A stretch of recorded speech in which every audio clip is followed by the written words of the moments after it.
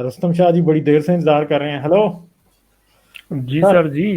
نہیں، سر میں نے ایسے کہا تھا، میں نے آپ کو لکھا تھا، میں نے کہا آپ ساروں کو لے لیں، پہلے تمام کو موقع مل جانا چاہیے، پھر آپ ہاں بے شک میں اصل ریگولرس میں کو آج لیں. چاہ رہا ہوں کہ آج زیادہ باتیں نئے لوگوں سے کی جائیں. نہیں، مجھے آج لگ ویسے میں نے مجھے 2-3 ایسے لگے جو میرے خیال میں شاید پہلی دفعہ آپ کے پاس آئے.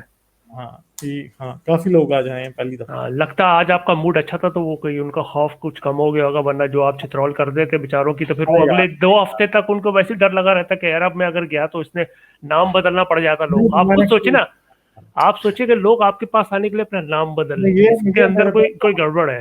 نہیں یہ میرے پہ الزام ہے. میں نہیں مانتا یہ بات. سر یہ گڑبڑ ہے. ابھی دیکھیں 2 لوگوں نے خود کہا ہے کہ نہیں وہ میں نام بدل کے آیا ہوں کیونکہ اس کو پتا تھا کہ لاسٹ ٹائم ہو سکتا ہے اس نام سے کوئی غالب بھائی کی فیلنگ اٹیچ ہو، وہ میرا ہاں نام دیکھتے ہی غصہ چڑھے اس کو، ہاں ہاں تو چلیں. وہ لائیو شو میں میری چترول شروع ہو جائے. وہ بےچارے ڈر کے مارے اپنے نام چینج کر کے آنے شروع ہو گئے. یار کچھ تو خیال کریں یار، کم از کم دیکھیں کتنی محنت سے آتا. اچھا خیر چھوڑے، یہ مذاق تو کر کے. آپ نے آگے لوگوں کی میں کلاس لیتا ہوں، آپ نے آگے میری لے لیا. اچھا بھائی میں آفیشلی کہہ رہا ہوں، میں نے غالب بھائی کی کوئی کلاس نہیں لی ہے. تو اچھا تو یہ تو چلے ہماری اچھی اچھی باتیں ہو گئی. اب ذرا آتے ہیں، ذرا ٹاکڑا ہو جائے آپ سے. اچھا میں ابھی یہاں کافی جنرل دیکھیں، میں یہ سمجھتا ہوں کہ ہم پاکستانی بھارتی جو ہے نا زیادہ تھوڑے سے جو وہ ایموشنل واقع ہوئے ہیں، ہم ہاں ہمیشہ جب کوئی واقعہ ہو جاتا نا تو اس کے اینڈ ریزلٹ پہ جو ہے نا بحث کرنا شروع کر دیتے ہیں. ہاں ہم بہت کم یہ کوشش کرتے ہیں کہ یہ جو واقعہ آج ہوا ہے، جیسے یہ 16 دسمبر والا واقعہ APS والا ہوا ہے، ہوں یہ واقعی ایک ان خاندانوں کے لیے تو میرے خیال میں جن کے بچوں کو اس طرح بے دردی سے گولی ماری گئی ہے، میں تو امیجن ہی نہیں کر سکتا. لیکن یہ واقعہ کیوں ہوا اس کے پیچھے ایک بہت لمبی تاریخ موجود ہے جس ہوں کا جاننا بھی اتنا ہی ضروری ہے جتنے اس کی یہ کنڈمنیشن کے ساتھ ہے. ہوں تو میں آپ کو میں اس پہ کوئی لمبی بحث نہیں کروں گا نا. میں چاہتا ہوں کہ جو آپ کے دیکھنے والے نا، ہو سکتا ہے آپ نے بھی وہ دیکھا ہو، ہوں الجزیرہ پہ ایک پروگرام ہوتا تھا ہیڈ ٹو ہیڈ. اس کا آج سے کوئی 5 سال پہلے نا وہ تھا مہدی حسن، اس کا وہ تھا میزبان ہوتا تھا. ہاں میں نے مہدی حسن کو تو بڑی دفعہ دیکھا ہے، مگر یہ پروگرام میں نے نہیں دیکھا ہوا. شاید اچھا دیکھا تو ہو. دیکھا ہوگا. ہاں اگر آپ اس کو یوٹیوب پر سرچ کریں گے نا، اس میں پاکستان کے جو سابقہ ISI کے چیف تھے نا، اسد درانی صاحب، ہوں جو آج کل بھی بڑی خبر بن، اس نے ان کا ایک انٹرویو کیا تھا.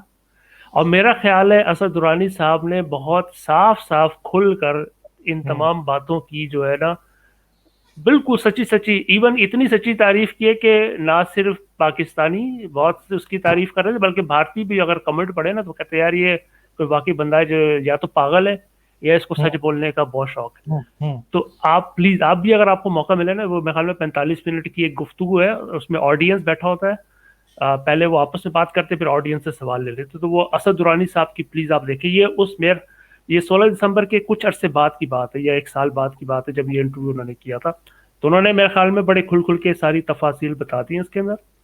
تو ہوں میرے خیال میں وہ بھی جاننا ضروری ہے لوگوں کے لیے کہ جی اس طرح کے واقعات جو ویکیوم میں نہیں ہوتے، اس کے پیچھے ایک لمبی تاریخ ہوتی ہے ہوں مظالم کی، اور پتہ نہیں کیا کچھ اور ہوتا ہے.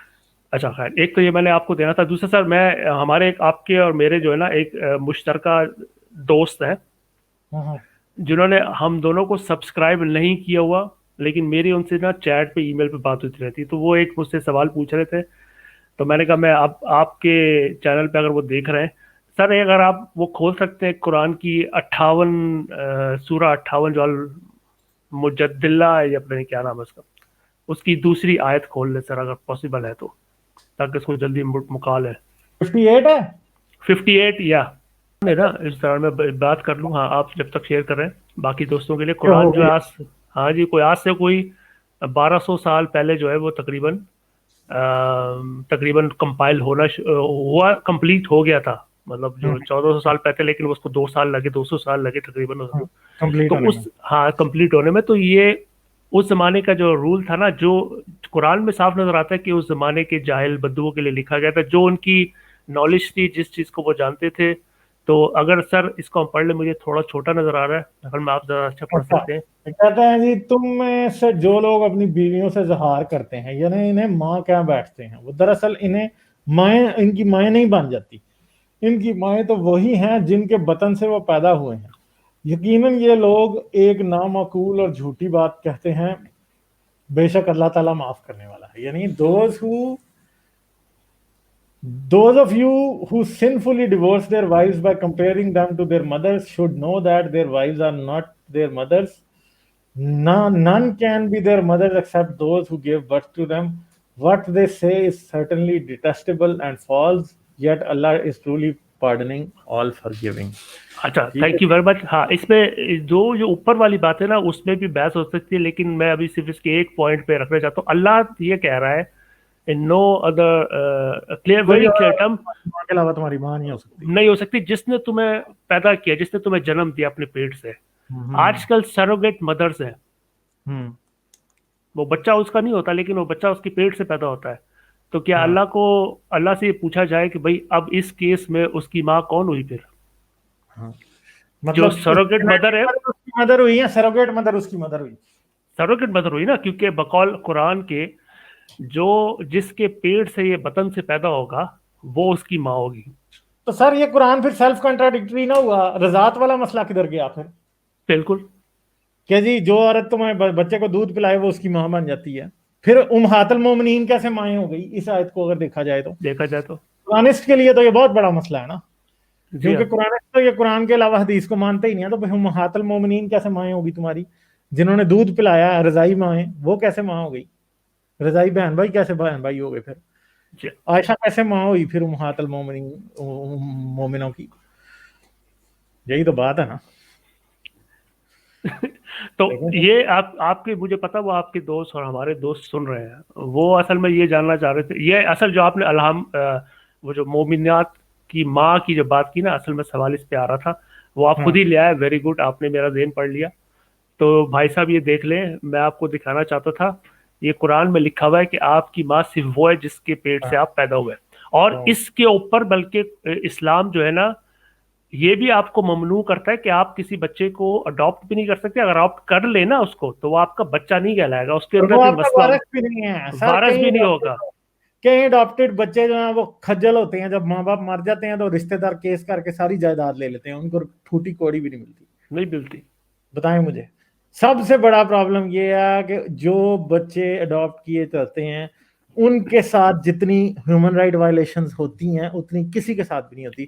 جنہیں آپ پوری زندگی بچے کہہ کے پالتے ہیں، اپنے وارث سمجھتے ہیں، کیا ہوتا ہے ان دا اینڈ وہ کچھ بھی نہیں کر سکتے.